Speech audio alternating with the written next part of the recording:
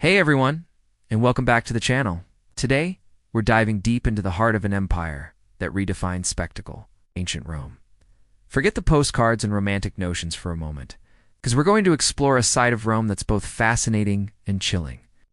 We're talking about the Colosseum, an arena that wasn't just a place for entertainment, but a stage where humanity learned to cheer for death itself. From the cruel whims of emperors to the screams of the condemned, this magnificent structure was the beating heart of imperial control. It was a place where power was displayed, where life and death were decided by a simple thumbs up or thumbs down.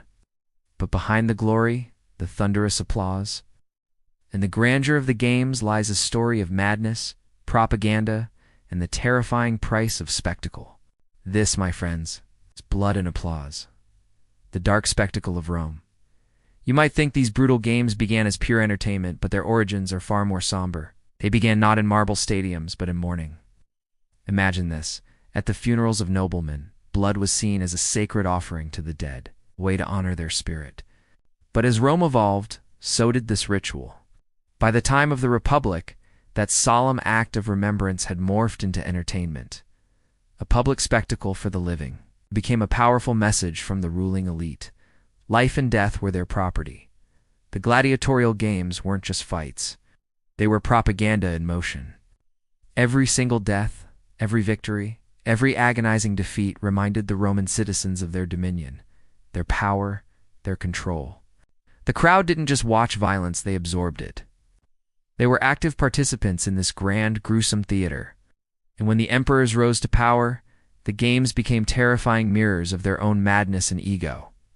Take Caligula, for instance, a man whose erratic behavior is legendary. Desperate for a full house in the arena, he once had citizens dragged from the streets to fill empty seats. And when even that spectacle bored him, his solution was utterly chilling. He had those same reluctant spectators thrown into the pit themselves to be consumed by the wild beasts. Then there was Nero, the ultimate showman, who truly elevated cruelty to an art form. He staged what he called artistic executions, forcing prisoners to die reenacting famous myths. Can you imagine? Someone forced to play Icarus, falling from the sky to his death. Or Orpheus, torn apart by Maenads, all for the emperor's twisted delight. Declared it theater for the gods.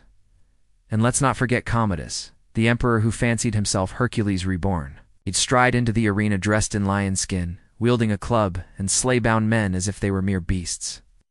To him, every strike was divine proof of his immense, unchallenged power. But here's the thing. The games weren't just for emperors. They were for the people too. They were a promise of bread and circuses, a distraction from daily hardships, a feeling of belonging, a sense of shared community, however dark.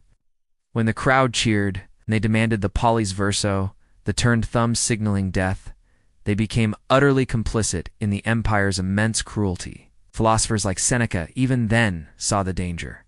He warned chillingly, man becomes the thing he delights in. The Colosseum was the empire's pulse, its heartbeat, 50,000 hearts beating to the rhythm of death, growing ever more insatiable. As the empire expanded, so did its appetite for horror. The morning events were often the Venetians, the hunts. By night, exotic, terrifying animals were released into the sandy arena. Lions, leopards, even rhinos and elephants, imported from every corner of the empire. But sometimes the beasts weren't animals at all. They were men, condemned prisoners, forced to fight barehanded against predators, or costumed to play out gruesome myths, Actaeon torn apart by his own hounds. Prometheus chained before an eagle's claws. It was theater written in blood. The crowd didn't just watch stories, they consumed them, visceral and real. For early Christians, the Colosseum became both a hell and a perverse heaven. It was a place of agonizing death, yes, but for them, it was also the promise of eternal life.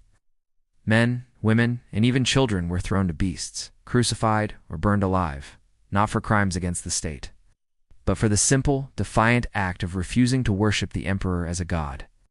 In blood and flame, the empire unknowingly created the very faith that would one day transform it. Even Rome's good emperors weren't innocent of this brutal tradition. Trajan, celebrated for his conquests, marked his victory in Dacia with an unbelievable 123 days of games. Imagine that minus 123 days of continuous slaughter. 11,000 exotic beasts were slaughtered, and 10,000 men were sent to die in the arena. These weren't mere games anymore. They were industrialized death, the empire proving its power through the sheer annihilation of life itself. Each spectacle, each lavish game, drained the imperial treasury.